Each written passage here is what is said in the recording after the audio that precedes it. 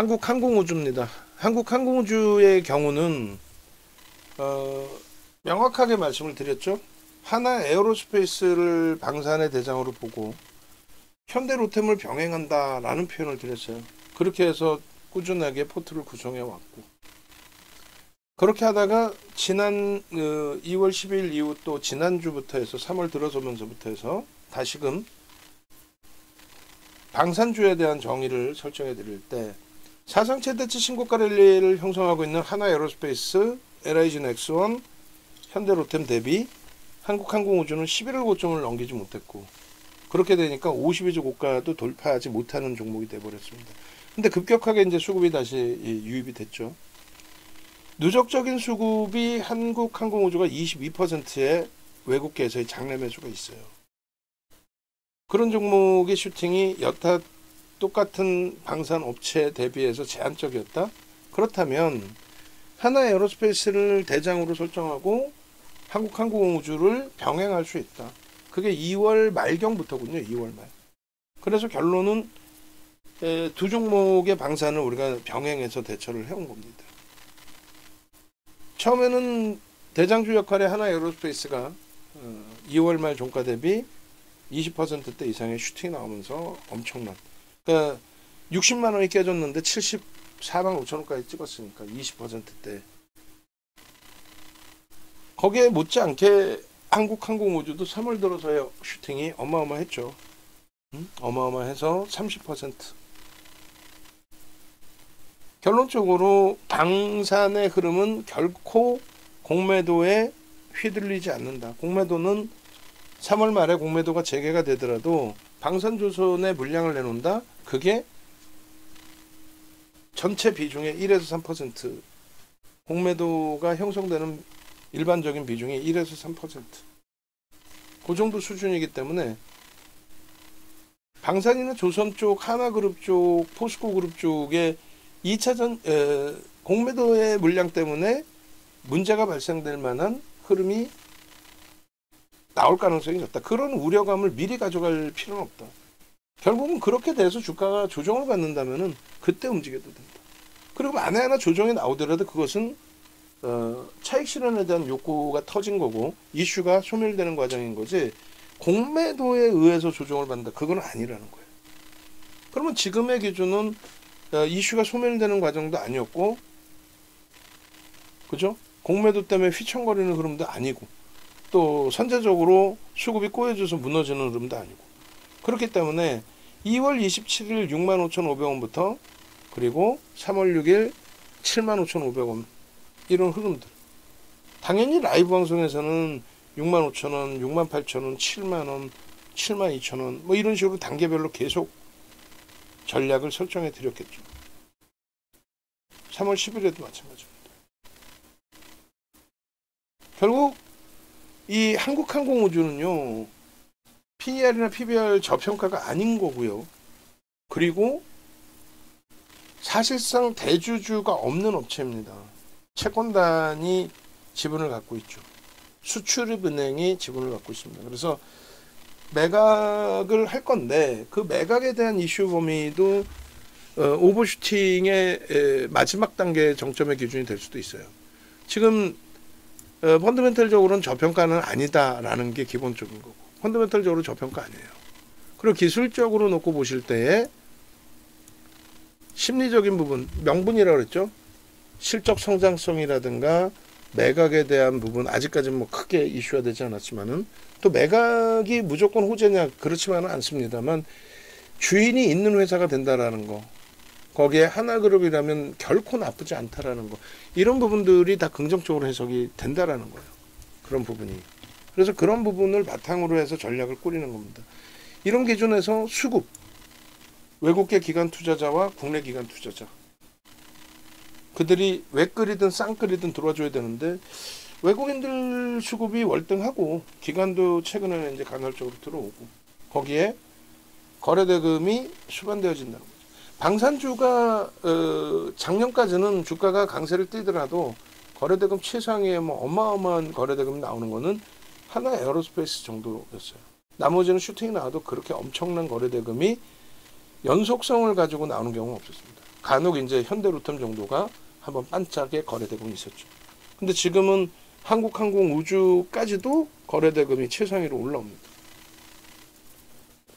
사실상 한국항공우주의 가장 큰 그 이슈, 명분, 심리적인 호재, 악재 이런 부분을 다 표현하는 심리적인 면이 정부 정책 수혜해 준 거죠. 재래식 무기 수요에 대한 정부의 정책 금융 지원, 돈을 빌려줘서 무기를 살 수 있게끔 돈을 빌려줘서 우리나라 방산업체들이 수출할 수 있도록 열어준 거죠. 기회니까 어찌 보면. 우크라이나 사태 지상전 돌입 그게 22년 3월입니다. 그때부터 해서 나중에 문제가 될 가능성도 있긴 있습니다만, 왜냐하면 뭐 폴란드나 이런 쪽에 재정이 좋지 않기 때문에 디폴트 선언한다든가 뭐 속된 표현으로 배째 이렇게 나오면 정부가 오롯이 떠안아야 되잖아요. 그래서 그걸 규제를 해놓은 건데 정부가 정책금융을 풀어가면서 지원을 해주다 보니 특혜 아니냐라는 얘기도 있었던 부분이 맞습니다. 어찌됐든 지금의 기준은 우크라이나 전에 관련된 정부의 정책금융 지원에 따른 수혜, 그 부분이 영업마진율까지 높여놓는, 방사는 영업마진이 높지 않았습니다. 근데 돈을 빌려주고 사라고 하는 위치이다 보니 마진율을 높이고 판매를 할 수 있었던 거죠. 안 그러면 돈 안 빌려주는데, 이런 식으로. 실질적인 한국항공우주의 그 정책 수혜는 2021년 12월에 양 진영 모두, 그러니까 2021년 그 4분기 뭐 선거 막판에 그 기준에서도 장거리 미사일에 대한 기술, 그러니까 장거리 미사일이라는 표현을 안 했고 문재인 대통령 마지막 시기에 미국으로부터 이제 장거리 미사일 개발할 수 있는 부분에 대한 협의가 긍정적으로 마무리가 됐죠. 그래서 이제 장거리 미사일을 우리도 가질 수 있는 위치가 됐는데, 그걸 장거리 미사일로 표현하면 민감하죠. 주변 국가들이 뻔히 알고 있으면서도 민감하단 말이에요. 그래서 항공 우주 분야에 대한 기술을 민간에 이양하겠다. 그러니까 우주선 발사 추진체 이런 기술을 이양하겠다는 거죠. 결국은 이제 뭐 하나 에어로스페이스가 가져갔지만 어차피 이쪽은 채권단이 가지고 있는 쪽이고 결국은 하나그룹 쪽으로 넘어갈 것이라는 이제 공공연한 사실인 거고. 그래서 그 이슈 범위, 그러니까 그 항공 우주 분야에 대한 범위, 그런 부분이 정책 주로서의 흐름이 돼서 수급이 들어왔던 겁니다. 그리고 우크라이나 전이 확대된 거고, 그 다음에 머스크의 스페이스 X 로켓 사업 관련한 규제 철폐 필요성의 강조, 이런 부분들. 그리고 하나그룹의 지배구조 재편 작업에 하나그룹으로의 피인수 가능성, 이런 게 다 이슈예요. 요거는 증권사 보고서에서 나온 내용들이었어요. 이렇게 해서 하나그룹으로 인수될 가능성이 높다. 하나가 2조 원의 자금을 조달해서 KDB 산업은행에 돈을 갚은 게 아니고 대우조선해양의 증자를 때린 거죠. 그래 하나오션으로 사명을 바꿨는데 증자 때려서 그 돈은 내부에 있어요. 그 돈 가지고 한국수출입은행이 가지고 있는 전환된 채권, 12, 그걸 인수하겠다, 그 내용인데 어찌됐든 이것도 모멘텀이 될 수는 있습니다. 충분히. 결론적으로 다른 게 아니라 저평가 상태가 아닌데 정책적인 지원을 원체 많이 받고 그렇게 하다 보니 마진율이 높아졌고 뭐 굉장히 긍정적인 실적이 나온 거죠. 그런데 주가에는 충분히 다 반영돼 있다는 거예요. 그런 상태에서 변동이 위아래로 출렁거렸던 건 사실입니다. 근데 아마도 올해가 마지막 슈팅이 될 것 같아요. 올해가. 그래서 벌써 이미 작년 11월에 이제 슈팅 주기 시작해서 올해 하나에어로스페이스의 시가총액 9위 등급, 하나오션의 12위 등급, HD 현대 조선해양인가요? HD 현대 중공업, HD 현대 중공업의 시가총액 10위에서 이제 11위로 밀리긴 했습니다만, 이런 조선주의 슈팅, 그리고 방산 쪽에서는 이제 사상 최대치 신고가 랠리의 종목군들이 나오고 있는 거죠. 하나에어로스페이스, 현대로템, LIG, 넥스원 다 사상 최대치 신고가고, 한국항공우주 카이 같은 경우도 실질적인 사상 최대치 신고가예요. 예전 그 고점 주가 대비해서 이제 희석된 부분도 있고 여러 가지. 결론은 이번에 정점을 찍으면 그게 최정점이 될 것 같아요. 그런데 그 정점을 찍는다는 것이 그냥 우리가 느낄 때 정점이다 이러면 안 되고, 2차 전지 정점 찍을 때처럼 상상을 초월하는 거래대금이 터지고 정점을 찍으면서 추세가 전환될 때 그건 끝입니다. 그건 누구나가 다 인정할 수밖에 없는. 근데 아마도 저는 그렇게 돼서 정점 찍히리라 봐요. 그렇게 찍히지 않는 정점은 쉬어가더라도 다시금 날아갑니다. 또 하나의 정점은, 이거는 이제 가능성이 좀 희박해요. 왜냐하면 다들 신고가를 일리기 때문에. 어떤 거냐면 어느 시점에 거래가 급격히 둔화되고 옆으로 횡보를 합니다. 최소 한두 달을 고점을 못 넘겨요. 계속 횡보해요. 거래는 급감합니다. 그러면 끝이에요. 더 이상 견인할 수 있는 이슈가 제한적이고, 또 이슈가 제한적인 부분 플러스 더 이상 시가총액이 너무 크게 확장이 돼 있어서 대기자금, 들어오는 자금을 아무리 합쳐봐야 슈팅 내기가 어려운 그런 부분들을 이야기하는 겁니다. 그래서 결론적으로 사실 방산주의 고점이 어디일까라는 고민을 저도 하는데 그렇게 어렵지 않다라는 거예요. 생각보다 어렵지 않다라는 거는 방금 말씀드린 것처럼 어차피 펀더멘탈적인 부분이 아니라 기술적으로 들어갔기 때문에 기술적인 부분에서 상상을 초월하는 거래대금을 수반하고, 그러니까 예를 든다면은 거래대금이 지금 현재 시장의 기준에서는 2, 3조가 터지면 상상을 초월하는 거래대금 되겠죠. 뭐 어떤 큰 이슈를 가지고 방산 전체가 막 최소 1조, 2조, 3조 터지면서 막 주가가 어마어마한 슈팅이 나와요. 하루, 이틀, 3일 뭐 이렇게. 그러다가 그게 결국은 정점에서 빵 터지는 거죠. 그러면서 이제 꼬리 달리고 음봉 떨어지기 시작하면 그거는 가격 반발력이 나오더라도 도망쳐 나와야 되는 부분입니다. 하는 사이에 두들겨 맞았다? 그래도 도망쳐 나와야 돼. 근데 지금 당장은 그런 오버슈팅이 나오려면 뭐 여러 가지 시장의 흐름이라든가 여러 가지가 겹쳐져야 되는데, 이슈라든가 뭐 제한적이라고 보고요. 그럼 결국은 이제 점진적인 추세 강화에서 시장의 강세가 연동이 되고 시장 강세의 단기 정점이 형성될 때. 복잡한가요? 복잡하면 그냥 쉽게 생각하세요. 윤정두가 지금도 매수하잖아. 윤정두가 지금도 매수하잖아. 방송에서도 악을 쓰고 매수했고. 3월 4일 날에만 샀어도 쓸데없는 소형 잡주가 아니라 3월 4일 날에만 샀어도 64,000원에서 84,800원이면은 딱 30% 올라온 거야. 30% 이상. 3월 4일에만 샀어도. 뭘 그렇게 어려워? 이거 얼마 가나요? 얼마 간다 하면 어떻게 할 건데? 이거 한 100만 원 간다 그러면 100만 원 갑니까 하고 몰빵할 거예요, 막? 이제 다 갔어요. 그러면 뭐 여기 다 팔 거야? 적절하게 비중 조절해서 장중에 대처를 해야지. 지금 시장이, 미국장이, 나스닥이 선물이 3.7이 빠져요. 그럼 나스닥 3.7이 빠지는데, 예를 들어서 나스닥 빠지니까 얘네가 갈 겁니다. 기술주가 빠지니까 방산 조선이 갈 거예요. 내일 뚜껑 열어봐야 알지 뭔 소리 하고 있는 거야. 오히려 얘네가 더 빠질 수 있지. 왜?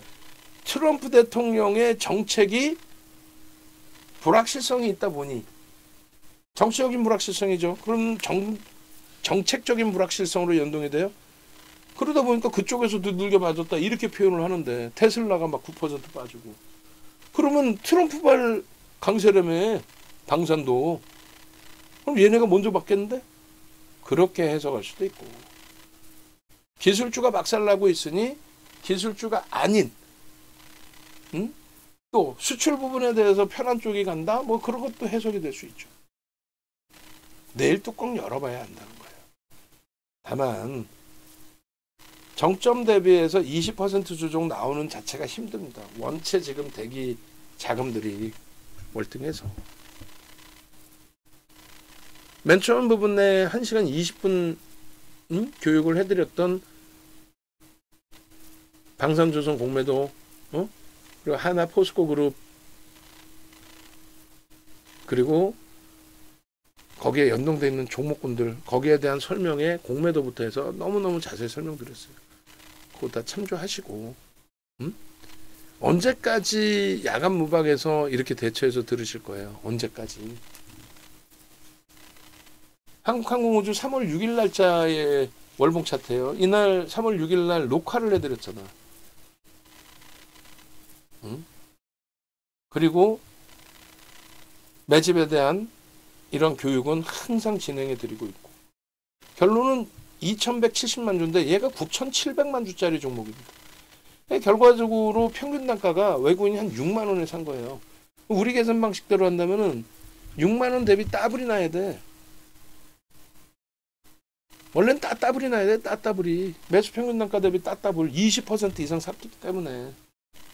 그럼 10만 원, 12만 원이 목표가 아니에요, 얘는. 언제가 정점입니까?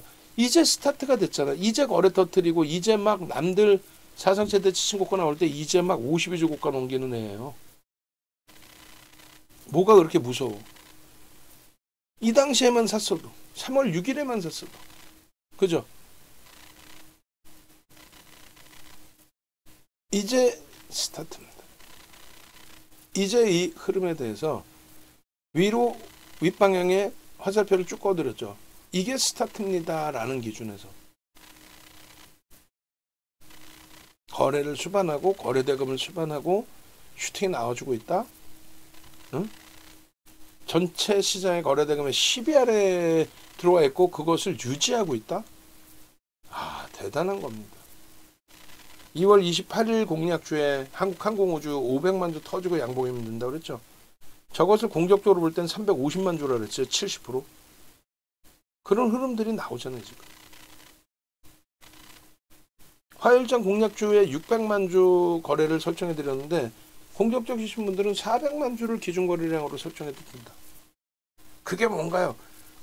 39년 노하우를 그걸 어떻게 한 방에 다 배우실 수 있다고 생각해요.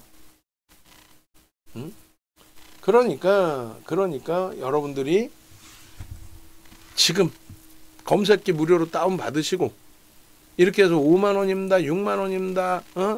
이렇게 떴을 때 다 편입해서 수익 내시고 수익 범위 좀 다 여러분들 걸로 만들어 가시기 바랍니다. 아시겠죠? 지금의 장이라면은 불기둥 AI 12거래일에 25, 27거래일에 44, 41거래일에 72%의 저런 수익 범위를 똑같이 만들어 가실 수 있는 그런 위치. 작년 이맘때랑 똑같은. 다시 한번 알려드립니다. 네이버에서 윤정두 검색하시고 유튜브 찾아오세요. 유튜브 찾아오시면은 벌써 이미 한국항공우주 다 올려놔 드렸어요. 여기 있어요. 한국항공우주. 저 때만 들여다보고 4일 전인데 편입 기준 잡았다면은 방산 끄떡 없다. 공매도 걱정하지 마시라. 그런 내용만 미리 조금만 더 일찍 교육 받으셨다라면 얼마나 행복했겠습니까? 지금의 이 흐름을. 결론적으로 검색기 필요하신 분들은 나 검색기 주세요. 검색기 나도 갖고 싶어요. 조선방산 걱정하지 마십시오. 좋아요도 눌러주시고 더보기 누르셔서 검색기 무료 신청, 또 유튜브에 나와 있으니까 무료 신청하시고, 그리고 네이버에서 윤정두 검색하시면 이렇게 홈페이지 있습니다. 홈페이지 클릭해서 넘어오시면 검색기에서 나오는 종목 매수자인 3개월에 99만 원, 그리고 3천만 원 이상의 자산을 가지고 계신다.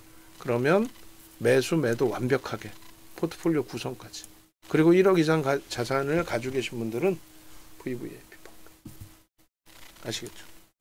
그렇게 해서 전화번호 있으니까 지금 전화하세요. 지금